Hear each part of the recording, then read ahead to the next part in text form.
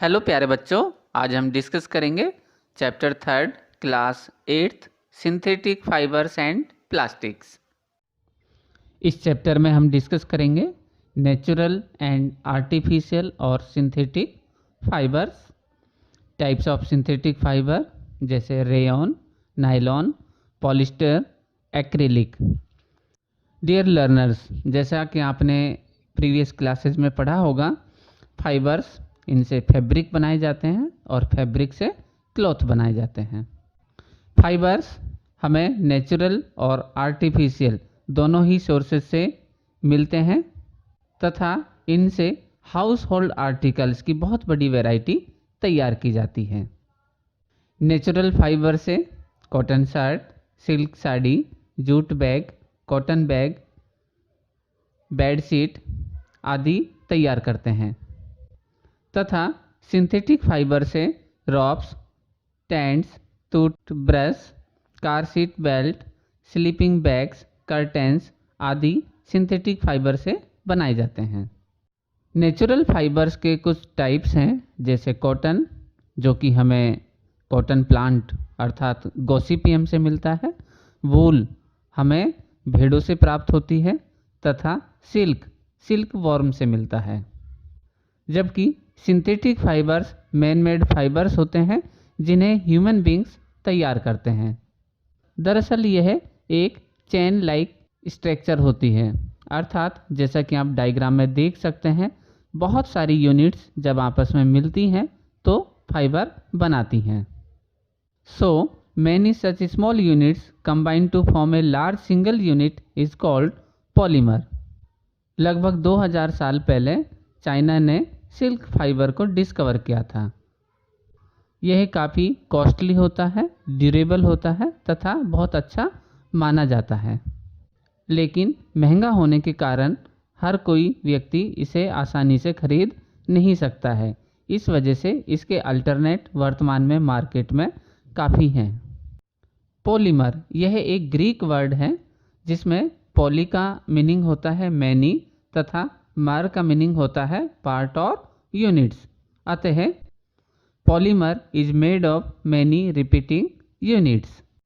इसी तरह से डीएनए, जो कि एक जेनेटिक मटेरियल है तथा लाइफ के सभी फीचर्स को कंट्रोल करता है। यह बना होता है डीऑक्सीराइबोज शुगर तथा नाइट्रोजन बेस। इसी तरह से प्रोटीन अमीनो एसिड्स से बना होता है तथा फैट ट्राइग्लिसराइड्स एंड फॉस्फोलिपिड से मिलकर बना होता है। अर्थात प्रोटीन का पॉलीमर है अमीनो एसिड तथा फैट का पॉलीमर है ट्राइग्लिसराइड्स एंड फॉस्फोलिपिड्स। रेयॉन और आर्टिफिशियल सिल्क, यह वुड पल्प के केमिकल ट्रीटमेंट से बनाया जाता है। यह सिल्क के कंपेयर में बहुत सस्ता होता है और इसे अलग अलग रंगों में तैयार कर सकते हैं। जैसा कि डायग्राम में आप देख सकते हैं, रेयॉन जिससे अलग अलग रंगों के कपड़े बहुत ही सिल्की तैयार किए जाते हैं। Nylon, it is a fully synthetic fibre. It was prepared from coal, water and air.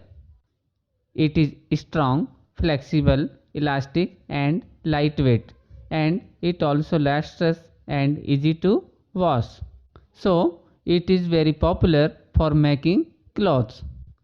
इसकी मजबूती व चमकीले रंगों के कारण 1939 में महिलाओं के बीच इसकी भारी मांग थी, लेकिन 1939 में ही अधिकांश नायलॉन सेकेंड वर्ल्ड वार में पैरासूट व अन्य आइटम्स बनाने में काम में लिया जाने लगा तथा सेकेंड वर्ल्ड वार 1939 से 1945 के बाद नायलॉन की कालाबाजारी होने लगी, क्योंकि मांग अधिक थी तथा उत्पादन कम।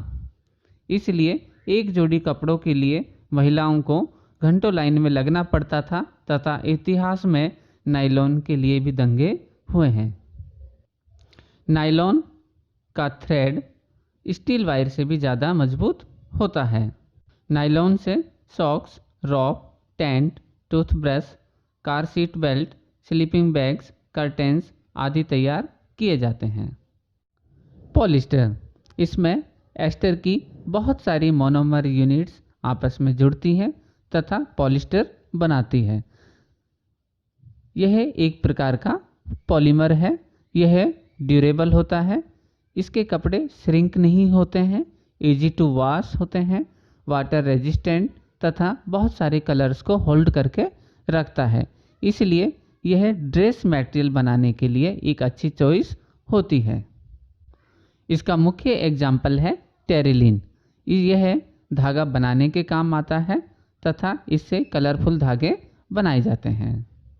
पैट अर्थात पॉली इथाइलिन टेरेप्थलेट, यह हमारी फैमिली का मुख्य पॉलिस्टर है जिसका use bottle, utensils, films, wire तथा अन्य यूजफुल प्रोडक्ट बनाने में किया जाता है। सर, हमारे कंबल बहुत सिल्की हैं, यह किससे बनाए जाते हैं? वेरी गुड शिवांश, आपका सवाल सही है कि हमारे कंबल बहुत ज़्यादा सिल्की होते हैं क्योंकि यह एक्रिलिक से बनाए जाते हैं।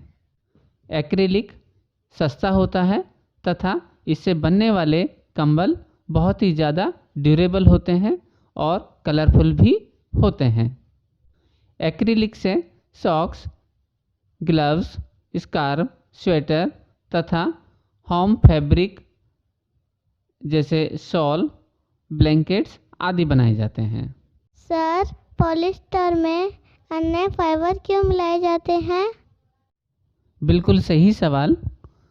मार्केट में बहुत तरह के फैब्रिक्स बिकते हैं जैसे पॉलीकोट, पॉलीवूल, टेरिकोट इत्यादि। इनमें कुछ मिक्स किया हुआ होता है जैसे polycot is a mixture of polyester and cotton. इसी तरह से polywool is a mixture of polyester and wool. इन्हें इसलिए मिलाया जाता है ताकि क्वालिटी को और बेहतर बनाया जा सके, क्योंकि सिंथेटिक फाइबर गर्मियों के दिनों में हमें ज़्यादा आराम नहीं देते हैं, इसलिए कॉटन मिलाकर इसका इस्तेमाल हम आसानी से कर सकते हैं। तो क्या शिवांश, आपको आपके सवाल का उत्तर मिल गया है? सर, मैं समझ गया हूँ। ओके, अब हम चलते हैं अगले टॉपिक पर। Disadvantage of synthetic fibres. Synthetic fibres जितने अच्छे हैं उसका कुछ नुकसान भी है, क्योंकि सिंथेटिक फाइबर्स के कपड़े फायर को आसानी से कैच करते हैं तथा यह काफ़ी डिजास्ट्रस भी हो सकता है। सिंथेटिक फाइबर के फैब्रिक्स का मेल्टिंग पॉइंट काफ़ी कम होता है, जिसकी वजह से यह आसानी से मेल्ट होते हैं तथा बॉडी के साथ स्टिक भी हो जाते हैं। इसीलिए लेबोरेटरी तथा किचन में हमें सिंथेटिक क्लॉथ नहीं पहनने चाहिए। सिंथेटिक फाइबर्स के कपड़े आसानी से ड्राई होते हैं, ड्यूरेबल होते हैं, लेस एक्सपेंसिव होते हैं तथा इन्हें आसानी से मेंटेन भी किया जा सकता है। Please like and subscribe our channel.